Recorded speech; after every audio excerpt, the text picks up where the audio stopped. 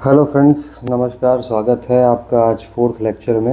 हम लोग धीरे धीरे शुरू पूरा कंप्लीट कर रहे हैं स्वास्थ्य शिक्षा अधिकारी के सारे कोर सिलेबस और कोर क्वेश्चंस जो आएंगे ही आएंगे। ये वीडियो लेक्चर्स आप उन्हीं को सजेस्ट कीजिएगा जिनको कि आप सच में चाहते हैं कि आप एग्ज़ाम निकल जाए, आपको दिक्कत ना हो उनसे। और थोड़ा सब्सक्राइब भी करते हुए चलिए, थोड़ा मोटिवेशन मेरा भी बढ़े वीडियो बनाने में जल्दी जल्दी। ठीक है, तो चलिए हम लोग का आज का टॉपिक आप देख सकते हैं लिखा हुआ है नेशनल हेल्थ मिशन। और जितने भी गवर्नमेंट के छोटे मोटे जो स्कीम्स हैं पूछे जाते हैं हर सिविल सर्विस के एग्ज़ाम में, इंक्लूडिंग सारे उत्तर प्रदेश के स्टेट एग्ज़ाम। ठीक है, तो हम लोग अब शुरू करते हैं। तो आज पहला फोर्थ पार्ट शुरू कर रहे हैं और नेशनल हेल्थ मिशन के बारे में शुरू करें। तो नेशनल हेल्थ मिशन जो है, सबसे पहले याद रखिएगा कि ये 2005 में लॉन्च हुआ था। और ये जो था मिशन, ये पहले फोकस करता था रूरल एरिया में। ठीक है, तो इसलिए इसका नाम हम लोग रख दिए थे NRHM, national rural health mission. ठीक है, याद रखिएगा। तो इसका नाम हो गया था नेशनल रूरल हेल्थ मिशन। इसका काम क्या था, ये समझ लीजिए करीब 18 स्टेट्स पे फोकस करता था। सारे स्टेट्स में नहीं थे, पर 18 स्टेट्स को फोकस करता था। तो पैन इंडिया नहीं था, इसका थोड़ा सा हमें ध्यान रखना है। ठीक है, फिर 2013 में गवर्नमेंट ने क्या किया कि इसको इंक्लूड कर दिया कि भाई सिर्फ और सिर्फ आप रूरल एरियाज़ में क्यों दे रहे हो, अर्बन एरियाज़ में भी दो। तो 2013 में इन्होंने NUHM, national urban health mission, ठीक है, याद रखिएगा, 2013 में इसको इंक्लूड कर दिया। और फिर दोनों को मर्ज करके बना दिया नेशनल हेल्थ मिशन 2013 में। तो ये क्वेश्चन फ्रेम हो सकता है, तो इस चीज़ को थोड़ा सा ध्यान दीजिएगा। ये एक तरह से समझ लीजिए इट्स एन अम्ब्रेला स्कीम। ठीक है, तो इसका देखिए सबसे पहले अब ये हो गया। अब इसका थोड़ा सा हमें गोल देखना है कि इसका गोल क्या था। तो 4 इसका मेन इम्पॉर्टेंट गोल है, वो याद रखिएगा क्या क्या है। एक है इन्फेंट मॉर्टेलिटी रेट। ठीक है, इसको क्या करना था, इसको रिड्यूस करना था। जो बच्चों की डेथ हो जाती थी 1 साल के अंडर जो एज होती है, जब उनकी डेथ होती है तो उसको बोलते हैं इन्फेंट मोर्टेलिटी रेट। ठीक है, फिर था मैटरनल मोर्टेलिटी रेट। ठीक है, वुमेन्स के डेथ को रोकना था कि जब चाइल्ड बर्थ या प्रेगनेंसी हो तो उन लोगों को कोई खर्च मतलब दिक्कत ना हो, खर्च ना हो जाए वो सब।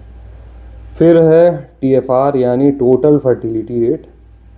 ठीक है, ये अच्छा मुद्दा चल रहा है क्योंकि इंडिया का TFR इस समय स्टेबल रेट 2.1 से कम हो गया है, तो कंसर्न की बात चल रही है। तो ये टोटल फर्टिलिटी रेट आपको याद रखना है। ठीक है, यूपी का फर्टिलिटी रेट ज़्यादा है, 2.7 समथिंग चल रहा है, जो कि नेशनल से ज़्यादा है।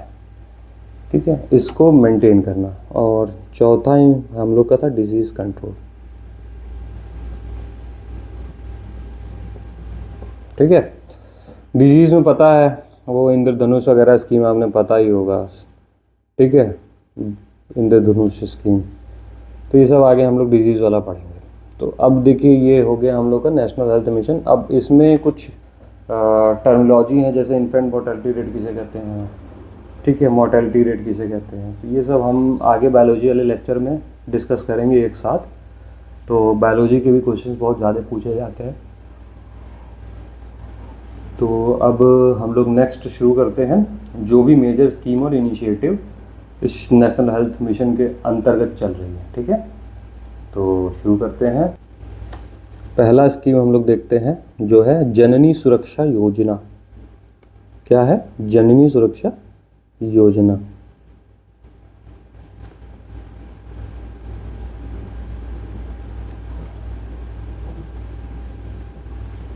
ठीक है, इसमें बस इतना याद रखना है कि वुमेन्स को कैश इंसेंटिव दिया जाता है। ठीक है, अगर वो इंस्टीट्यूशनल डिलीवरी कराते हैं, ठीक है, मतलब कैश इंसेंटिव याद रखिएगा बस, ठीक है, इंस्टीट्यूशनल डिलीवरी में। फिर आता है आपका जननी शिशु सुरक्षा कार्यक्रम। जनी मतलब जननी शिशु सुरक्षा कार्यक्रम।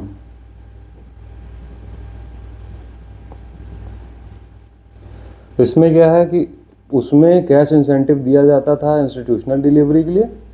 इसमें क्या होता है, इस कार्यक्रम में क्या होता है कि जो भी प्रेग्नेंट,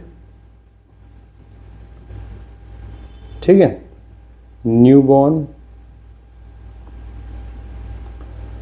ठीक है, ये बेबीज जो होते थे, और इन लोगों को कम्प्लीटली फ्री ड्रग दी, कम्प्लीटली फ्री डिलीवरी, मतलब जो बच्चा पैदा होगा वो उसका डिलीवरी चार्जेस नहीं लगेंगे, फिर फ्री रहेगा, और ड्रग्स फ्री रहेगा, जो दवाइयाँ दी जाएंगी, डायग्नोसिस जो उनका होगा वो फ्री होगा, ठीक है।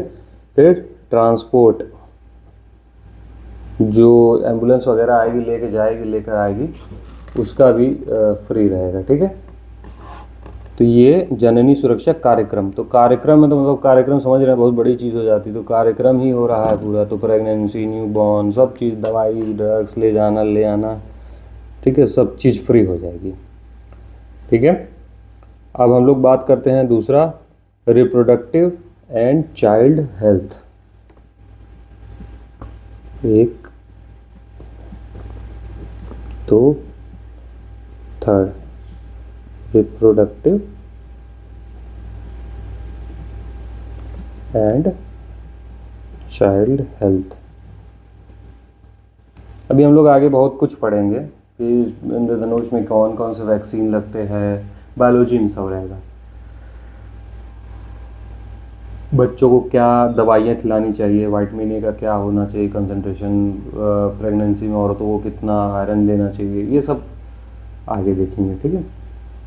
तो इसमें क्या है, इसमें जो है प्लानिंग होती है, ठीक है। क्या होती है इसमें, ये फैमिली प्लानिंग का प्रोग्राम है, फैमिली प्लानिंग, ठीक है, टू एडोलसेंट हेल्थ, ठीक है। इस चीज़ का याद रखना है, इसमें ज़्यादा कुछ है नहीं।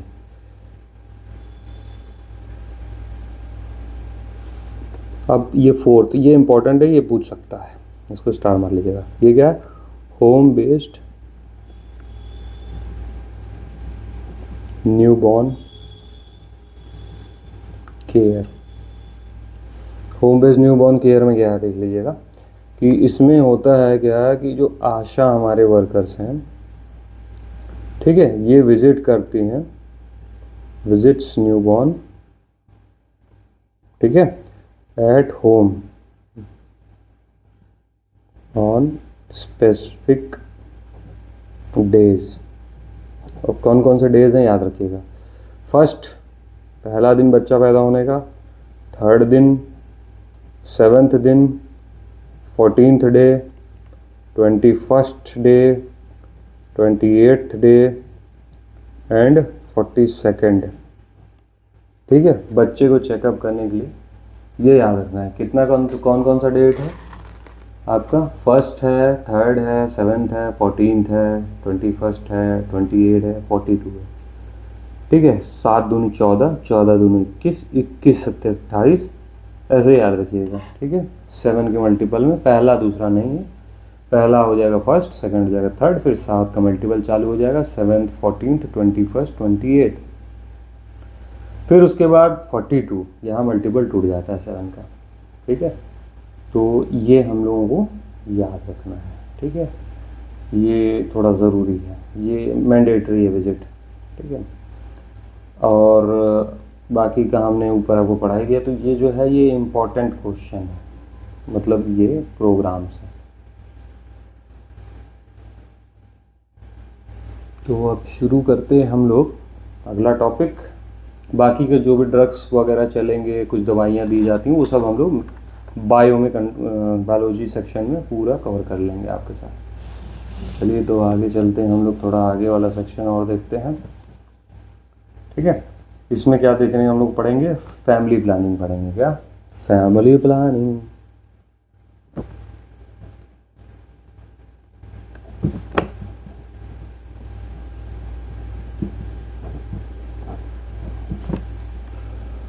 ठीक है, इतना याद रखिए कि India is one of the oldest family planning program in world.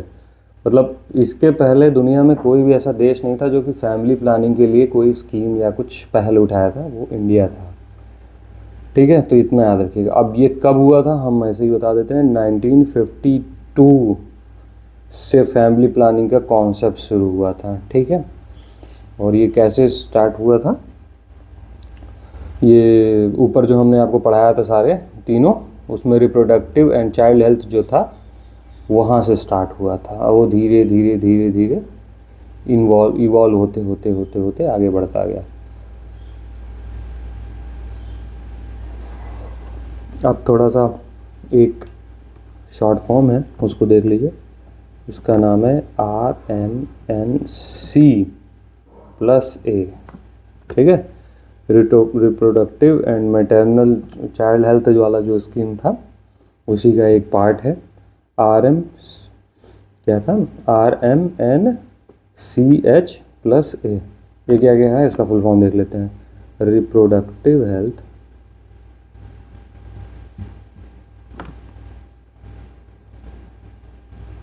ठीक है, ये हो गया आर से। ठीक है, इसमें क्या है, इसमें हम लोग देखते हैं STI जो होता है ना, सेक्सुअली ट्रांसमिटेड डिजीजेस या HIV वगैरह, इन सबको कवर किया जाता है रिप्रोडक्टिव हेल्थ में। फिर दूसरा आता है M से हो जाएगा आपका क्या, मैटरनल हेल्थ।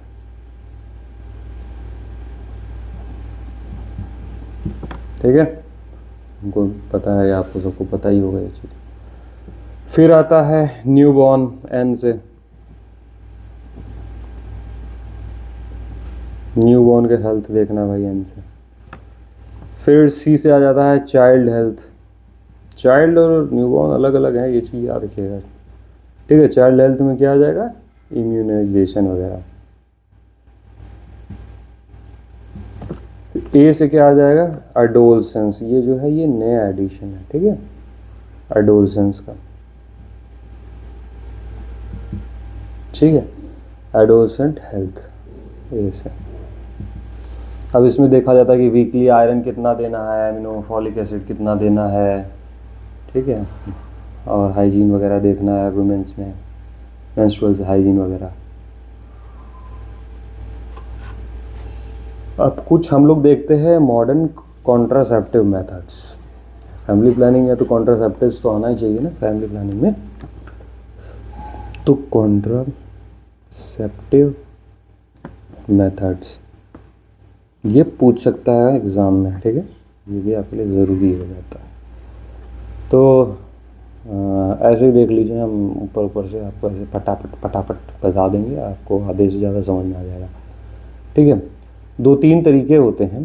पहला आप समझ रहे हो, दवा खा लो। ठीक, फिर दूसरा तरीका होता है कि भाई इंजेक्टेबल लगा लो, इंजेक्शन वगैरह। फिर तीसरा तरीका होता है कि भाई बैरियर यूज़ कर लो, फिजिकल। ठीक है, तो 3 तरीके होते हैं, तो हम लोग पढ़ते हैं। तो सबसे पहला हम लोग का हो गया, समझ लीजिए, स्पेसिंग मेथड यानी टेम्पोररी मेथड। स्पेसिंग,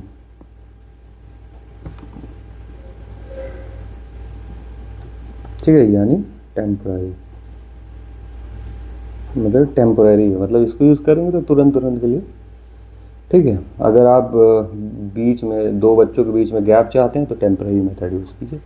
इसका बेस्ट एग्जांपल है आपका बैरियर। अगर यूज़ कर रहे हैं तो कॉन्डोम्स, हिंदी में निरोध बोलते हैं। फिर दूसरा आपका आ जाता है हार्मोनल। ये सब स्पेसिंग है, देख लीजिए। हार्मोनल, इसमें क्या होता है, OCP, कॉन्ट्रासेप्टिव पिल्स बोलते हैं हम लोग। ठीक है, और इसका एग्जाम्पल हम बता देते हैं जो गवर्नमेंट की तरफ से मिलता है, उसका नाम है माला N एंड छाया। ठीक है, अब ये जो है माला एन और छाया, इसको याद रखिएगा, ये वीकली पिल है। ठीक है, वीकली पिल्स है और ये नॉन हार्मोनल है, लेकिन ये याद रखिएगा नॉन हार्मोनल है। ये गवर्नमेंट की तरफ से है, ये नया इम्प्रूव्ड वर्जन है। हार्मोनल में क्या होता है, ऑर्गेस्ट्रॉन वगैरह का ऐसा कुछ चलता है, तो इससे क्या होता है कि फीटस फॉर्मेशन नहीं होता है। मेंस्ट्रुअल साइकिल के साथ जैसे होता है वैसे मेंस्ट्रुएशन के थ्रू हार्मोनल से बह जाते हैं। बस इसका ये रहता है कि ये बॉडी में बुरा इम्पैक्ट पड़ता है, तो लॉन्ग यूज़ में अगर इसको आप यूज़ करते हो तो ये आपके हार्मोनल्स को डिसबैलेंस कर सकता है, तो फिर आगे चल के आपको कंसीव करने में बच्चे दिक्कत होती है। ठीक है, फिर बैरियर हो गया, फिर आपका हार्मोनल हो गया, नॉन हार्मोनल बता दिया, माला एन और छाया। फिर एक आता है आपका इंजेक्टेबल। ठीक है, इंजेक्टेबल में आपका कौन सा है, वो भी गवर्नमेंट की तरफ से एग्जाम्पल है, अंतरा। ठीक है, तो अंतरा करके भी पूछ सकता है और वो एग्जाम्पल के थ्रू ऐसे भी पूछ सकता है कि इसका नाम क्या है, तो made oxy progesterone.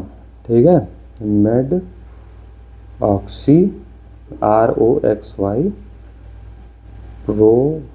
Progesterone acetate, ये उसका केमिकल फार्मूला। अब ये कब तक काम करता है हम बता देते हैं। तो अंतरा जो, अगर आप जैसे माला एन और छाया आप यूज़ करते हो तो ये वीकली, एक वीक में एक खा लेंगे तो कंसीव नहीं होगा। लेकिन अगर आप इस इंजेक्टेबल का यूज़ करते हो अंतरा का, तो ये 3 मंथ तक प्रेगनेंसी डिले कंसीव होने में रोकता है। 3 मंथ, कितना, 3 मंथ। तो ये क्वेश्चन पूछ सकता है। ठीक है, फिर आता है एक IUCD। ठीक है, IUCD, इसका मतलब आपको पता होना चाहिए, फुल फॉर्म में बता देता, इंट्रा यूट्राइन कॉन्ट्रासेप्टिव डिवाइस। ठीक है, ये ऐसे जैसे ये, ठीक है, ये कॉन्ट्रासेप्शन के लिए मेसोपोरियम वॉल होता है, यहाँ पे ये लेयर होती है, यहीं पे यहाँ से स्पर्म ट्रेवल करता है तो यहीं पे डिवाइस लग जाता है ऐसे करके। ठीक है, टी टाइप का होता है जो कि स्पर्म के मूवमेंट को आगे ज़्यादा बढ़ने से रोक देता है। तो ये यहाँ पे जो ओवरीज होती हैं वो फर्टिलाइज नहीं हो पाती हैं। ठीक है, तो ये होता है हमारा इंट्रा। हाँ, तो इसका बेस्ट एग्जांपल है कॉपर टी। ठीक है, कॉपर, ये कॉपर का बना होता है और देखने में टी जैसा स्ट्रक्चर होता है, तो कॉपर टी।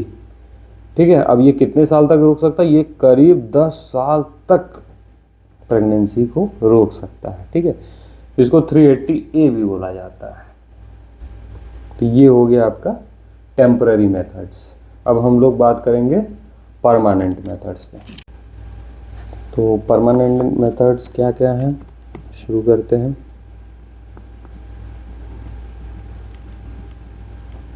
परमानेंट मेथड मतलब समझ लीजिए ऐसे कि जो मेथड्स होते हैं जिसके के थ्रू आप रोक दिए प्रेगनेंसी हमेशा के लिए। ठीक है, और इसको लिमिटिंग मेथड्स भी बोला जाता है। अब इसमें क्या होता है कि इसमें हम लोग सर्जरी यूज़ करते हैं। ठीक है, तो सर्जरी यूज़ करते हैं तो सबसे पहला एक आता है, सबसे पहले अगर हम लोग मेल के केस में, मेल का ऐसा रहता है, टेढ़े रहते हैं ना मेल, तो मेल का साइन जो है वो टेढ़ा होता है, थोड़ा दिख नहीं रहा है, रुकिए पेज बनाते हैं, यह है मेल का साइन। ठीक है, और ये रहा आपका सीधा फीमेल का, तो मेल टेढ़े हैं तो भाई साहब टेढ़ा होता है। तो मेल के केस में अगर हम लोग कोई सर्जिकल प्रोसेस करते हैं उनको स्टरलाइज करने का, तो उसको हम लोग बोलते हैं वेसेक्टोमी। ठीक है, इसमें क्या करते हैं, इसमें जो वासा एफ्रेंशिया होता है, सॉरी एफ करें, डेफ, वासा डिफरेंशिया जो होता है उसको हम लोग क्या कहते हैं, डिफरेंस को ब्लॉक कर देते हैं। तो स्पर्म जो होता है वो इजैकुलेट नहीं होता है, वो वहीं पे रुक जाता है, बाहर ही नहीं निकलता है। ठीक है। अब दूसरा जो फीमेल का होता है उसको हम लोग कहते हैं ट्यूबेक्टोमी। इसमें क्या होता है, इसमें फीमेल के जो फैलोपियन ट्यूब्स होते हैं उसको ब्लॉक कर देते हैं। किसको? फैलोपियन ट्यूब्स को। अब आपको एक चीज़ याद रखना, ये क्वेश्चन पूछ सकता है कि इंडिया में सबसे ज़्यादा प्रैक्टिस क्या होता है। Of course India is a patriarchal society, तो सीधी सी बात है भाई, अपना क्यों कराएंगे, दूसरे का कराएंगे। तो वो ट्यूबेक्टोमी ज़्यादा फोकस होता है। तो इंडिया में ट्यूबेक्टोमी ज़्यादा होती है। वो तो आपके उनका राज चल रहा था, इनका था, कांग्रेस में लीडर थे राजीव गांधी, तो वो पकड़ पकड़ के फोर्स स्टरलाइजेशन लड़कों का कराए थे, नहीं तो कोई नहीं कराता था। ठीक है। और साइंटिफिकली इतना याद रखिएगा कि ट्यूबेक्टोमी ज़्यादा सेफ़ नहीं है, वैसेक्टोमी बहुत सेफ़ मानी जाती है। इससे कोई कॉम्प्लिकेशन नहीं आता है। अगर मेल्स का स्टरलाइजेशन होगा तो कोई कॉम्प्लिकेशन नहीं आते, लेकिन फीमेल के केसेस में कभी कभी कॉम्प्लिकेशंस आ जाते हैं समय के साथ। ठीक है। फिर हम लोग बात करते हैं अगला, मिशन परिवार विकास। ये भी ज़रूरी है।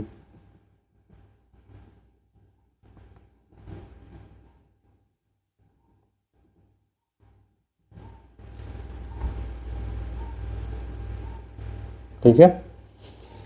अब इसमें क्या है कि ये जो है ये लॉन्च हुआ है 146 high fertility district across states. काफ़ी स्टेट्स में है, सभी स्टेट में नहीं है, लेकिन उत्तर प्रदेश में भी है।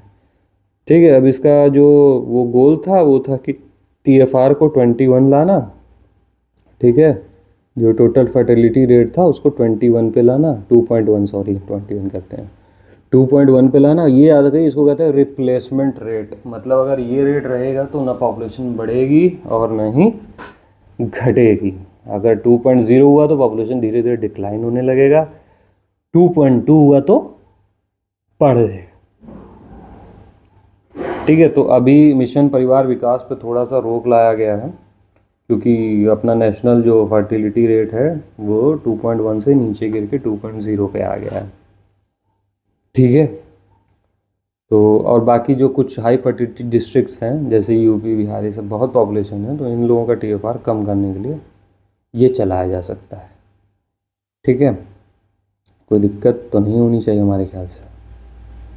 अब हम लोग थोड़ा सा जो एग्ज़ाम का टर्मिनोलॉजी है उसको देख लेते हैं। एक रिप्लेसमेंट फर्टिलिटी लेवल जो है 2.1 हम बहुत बार बता दिए, तो उसको बताने की ज़रूरत नहीं है।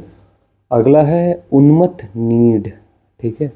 ये कुछ पूछ सकता है, उन्मत्त नीड। ठीक है। इसमें क्या है कि कोई वुमेन अगर है हु वांट्स टू डिले और stop delay child bearing but are not currently using any contraceptive method. ठीक है। Addressing this is a primary goal for health education officers. ये हम लोग का प्राइमरी गोल है। ठीक है। क्या है इसमें, अगर कोई वुमेन जो है डिले कर रही है चाइल्ड बच्चा देने से या स्टॉप करना चाहती है, लेकिन कोई भी कॉन्ट्रासेप्टिव मेथड के बिना, ठीक है, तब के केस में आप हेल्थ ऑफिसर से, हेल्थ एजुकेशन यानी हम लोगों से कांटेक्ट करोगे आप, तो आपको ये हम लोग आगे का स्टेप बताएंगे कि कैसे क्या क्या करना है। ठीक है। तो ये उन्मत्त नीड में आता है। ठीक है। अब इसका कुछ क्वेश्चंस वगैरह है, वो आप हमारे टेलीग्राम पे चले जाएंगे, चैनल पे आपको क्वेश्चंस मिल जाएंगे प्रीवियस ईयर और कैसे क्वेश्चन बना सकते हैं वो सारे। एक बार आप क्वेश्चन सॉल्व कर लेंगे, ये एकदम पूरा कॉन्सेप्ट क्लियर, क्रिस्टल क्लियर हो जाएगा, दिमाग से नहीं दिल से साफ हो जाएगा। ठीक है। तो ये हम लोगों का हो जाता है आज का सेशन ख़त्म।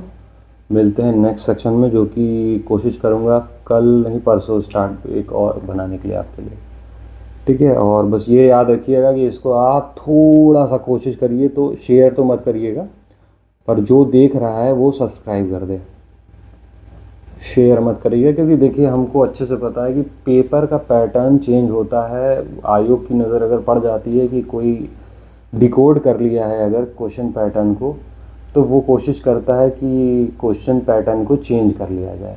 ठीक है, इसी तरह हमने सिविल्स के पेपर प्रीलिम्स में ऐसे ही क्वालिफाई कर लेता था, और क्योंकि मुझे एक पैटर्न पता चल गया है कि क्वेश्चन कैसे पूछते हैं और क्या फोकस करना है। 50 तरीके का 50 मटेरियल लेके आप पढ़ लोगे और आएगा कुछ नहीं। बस आपको इतना पढ़ना है कि 80% हम जो आपको प्रोवाइड करेंगे उसको कंप्लीट करना, 20% आप अपने से लगा देना। ठीक है, देखिए हम बीच न पढ़ाई के शुरू में बोल वचन देंगे ना बीच में देंगे, आपका पहले पूरा क्लास ख़त्म हो जाएगा, फिर अगर आपको मेरे बोल वचन सुनना है तो लास्ट में मैं दे देता हूँ, आप इसको स्किप कर सकते हो, नेक्स्ट वीडियो पे भी जा सकते हो। ठीक है, और आपको फास्ट फॉरवर्ड करने की ज़रूरत नहीं, क्योंकि मेरा पढ़ाई ऐसा है कि जल्दी जल्दी होगा। ठीक है, तो बेस्ट ऑफ लक, अच्छे से पढ़ते रहिए साथ में, और बायोलॉजी पे थोड़ा सा फोकस करिए। टेलीग्राम चैनल पे हमने सिलेबस डाल दिया है बायोलॉजी का भी, उसको भी देखते रहिए। ठीक है, और हमारे एक हेल्थ ऑफिसर सर हैं, उन्होंने भी अपने 2005 के पूरे नोट्स दिए मुझे, तो अगर आपको चाहिए होगा तो आप हमसे कांटेक्ट करिएगा।